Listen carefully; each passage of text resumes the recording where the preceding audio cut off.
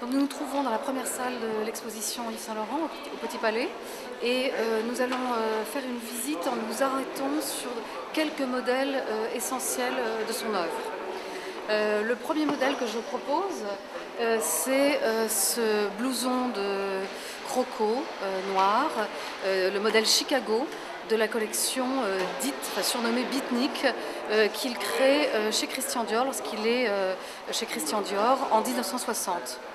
Ce modèle est emblématique parce que c'est la première fois qu'un couturier s'inspire de choses qui ont trait à la rue, qui n'appartiennent pas à l'univers de la haute couture traditionnelle.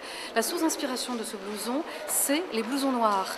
Les jeunes gens, les jeunes rebelles de ces des années fin 50, début 60, qui se promènent sur leur moto avec des blousons de cuir noir.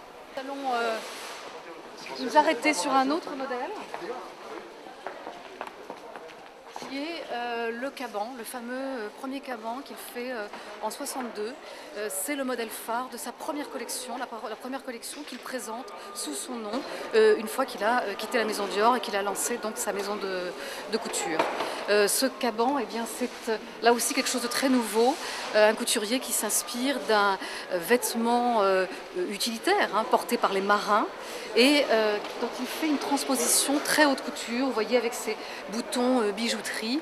Il crée vraiment un style nouveau, d'un nouveau genre entre le masculin et le féminin, le masculin du caban et la beauté des tissus, des détails de la couture qui féminise ce vêtement. On peut peut-être s'arrêter une seconde sur ce costume qui est le Broadway Suit, qui appartient à une collection de la fin des années 70 et où on voit bien ce style très nouveau qu'il a créé, qui n'est absolument pas un style androgyne, même s'il met les femmes en pantalon, il les féminise complètement. Vous voyez que ce costume, qui peut avoir un côté très masculin, est féminisé par la couleur, par la blouse en soie, avec un nœud souple, et la ceinture qui est remplacée également par une écharpe de soie.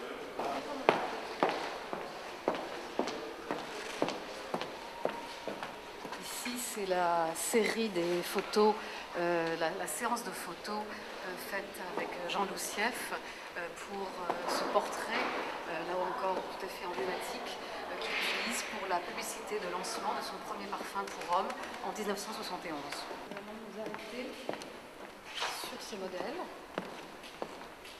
qui appartient à la collection de l'été 71. Très importante collection qui a fait scandale, qui a scandalisé le public de la haute couture et les journalistes aussi. Nous avons mis des extraits de presse au mur qui évoquent ce choc qu'a produit cette collection parce qu'elle s'inspire, donc l'été 71, de l'époque de la guerre, de l'occupation et des dames du bois de Boulogne. Donc c'est jugé comme complètement décalé dans le monde très élégant de la haute couture, d'oser s'inspirer de cette époque. Mais la collection est aussi étonnante parce il faut imaginer que c'est une collection d'été.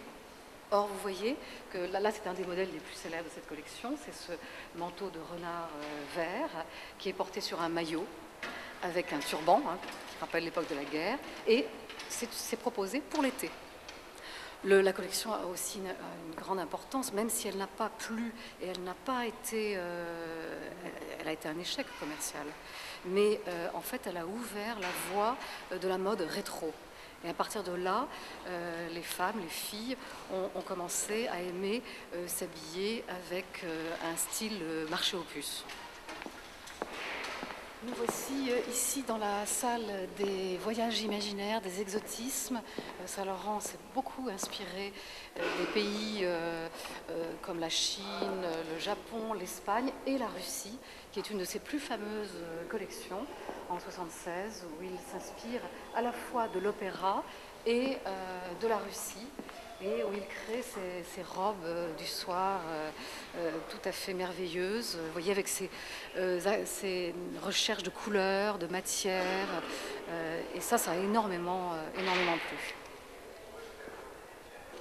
On va c'est un petit peu difficile d'accéder à la robe que je voudrais vous montrer, mais vous la devinez au fond de la pièce. C'est la fameuse robe Mondrian de l'hiver 65-66 qui a fait le tour du monde entier, qui a été publiée partout dans la presse. Ça a été un immense succès. C'est une robe qui est célèbre aussi parce qu'elle est d'une pureté absolue. Elle est, comment dire, c'est une perfection de transposition d'un univers pictural dans l'univers de la haute couture. Nous arrivons dans la salle du dernier bal de la haute couture, avec un florilège des plus somptueuses robes de haute couture. Et on pourrait peut-être s'arrêter un instant sur celle-ci, qui est la robe dite Hommage à ma maison, et qui a été brodée par le brodeur Le Sage, d'après une idée très précise d'Yves Saint Laurent, qui l'a appelé dans son bureau, qui lui a montré, son bureau était décoré avec des lustres de cristal, un petit peu comme celui qui était accroché, et il lui a dit, voilà, la lumière qui rentre par la fenêtre et qui se reflète dans le cristal du lustre, eh bien je voudrais un modèle dans cet esprit-là. Et ça a donné Hommage à ma maison.